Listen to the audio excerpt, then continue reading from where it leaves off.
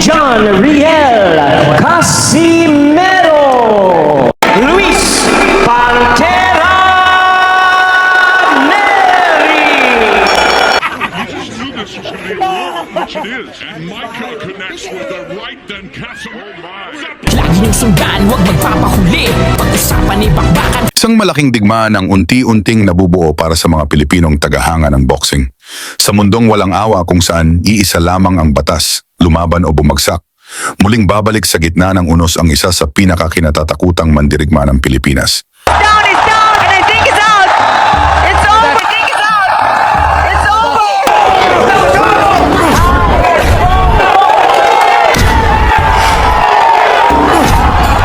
Isang pangalang matagal nang gumugulo sa mga banyagang teritoryo. Si John Riel Casimero, mas kilala bilang Cuadro Alas, 3 beses naging world champion, 35 panalo, 24 na knockout, 5 pagkatalo. Isang mandirigmang nilibot ang mundo, 12 bansa ang kanyang pinasok, at sa bawat lupain may iniwang katahimikan at isang dating kampeon na bumagsak.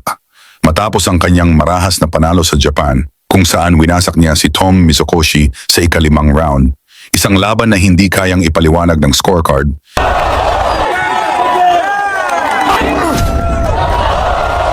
isang bagong pinto ang biglang bumukas. At kasabay nito, isang mas mabigat at mas mapanganib na hamon ang humarap sa kanya. Ayon kay Kameda, hangad nilang maibalik si Casimero sa trono ng mundo ngayong 2026. Ngunit bago iyon, kailangan muna niyang lampasan ang isang pangalang kilala sa gulo, tapang at kontrobersya, ang 2-division world champion mula Mexico, Luis Neri. Pareho silang nasa ilalim ng Kameda Promotions.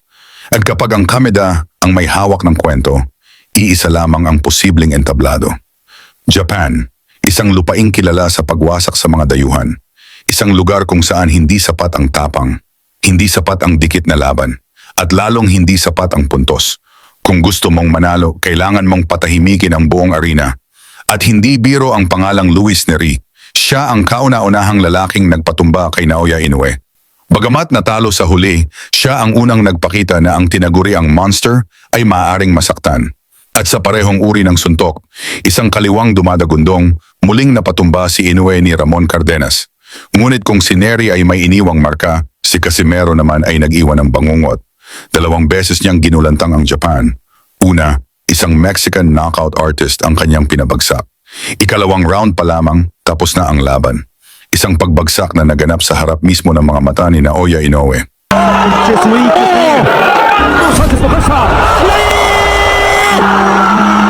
Isang eksenang biglang nagpatahimik sa arena. Isang sandaling sinasabing nagbago ng direksyon ng buong dibisyon. Mula noon, unti-unting naglaho ang interes. Umiwas ang mga pangalan. Umiwas ang mga promotor. Upang mas maunawaan kung gaano talaga kalupit si Casimero, balikan natin ang isa sa kanyang pinakamapanirang gabi. Nakatapat niya ang tinaguriang Terminator, ang undefeated knockout artist mula Ghana, si Duke Micah. Taglay ni Micah ang kahanga-hangang record. 24 na panalo, 19 dito ay knockout, walang talo.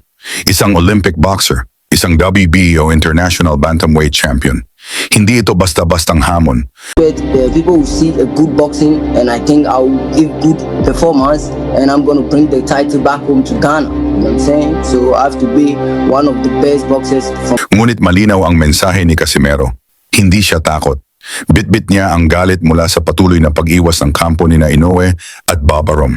At ang galit na iyon, si Duke Micah ang sumalo. Yung kalaban ko yan, pag matamaan ko yan, putol ulo yan. Ang mapagbibigyan ng galit ko sa binigay nila ni Babarom sa akin, masasalo niya lahat yung galit at saka inis. Ginanap ang laban sa Mohegan Sun Casino, Uncasville, USA. Sa unang round, agresibo agad si Micah. Ngunit tila bakal ang panga ni Casimero. Walang umatras, walang nag-alinlangan.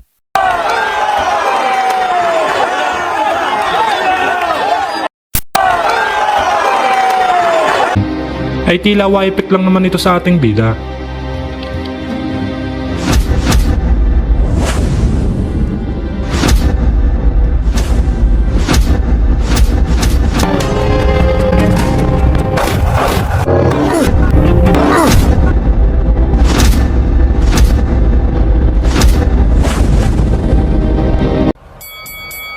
Sa ikalawang round, naging sagupaan ng lakas at bilis ang laban.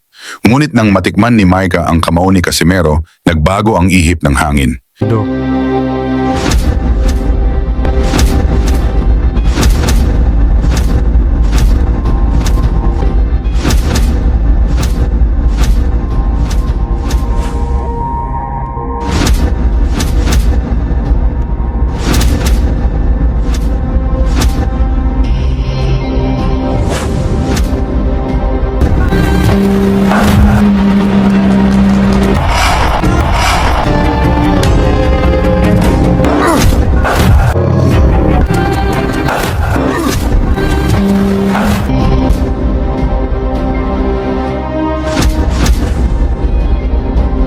Isang solidong kanan, bumagsak si Micah.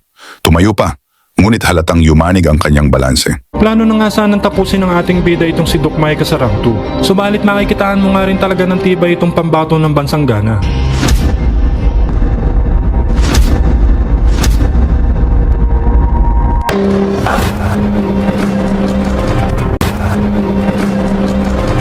Nagpakita pa siya ng tapang. Nilabas ang dila, tila nangaasar.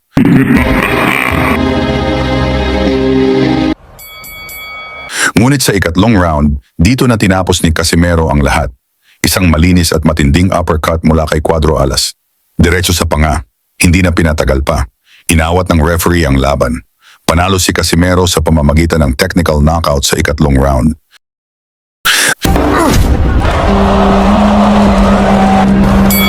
At dahil sa panalong iyon, mas lalong lumakas ang tanong ng mundo. Mag-world champion pa kaya ulit si Casimero? Ikomento nyo na lang sa baba at isama ang inyong lugar upang malaman natin saan na umabot ang suporta ng mga Pinoy sa laban ni Casimero kontra Luis Neri.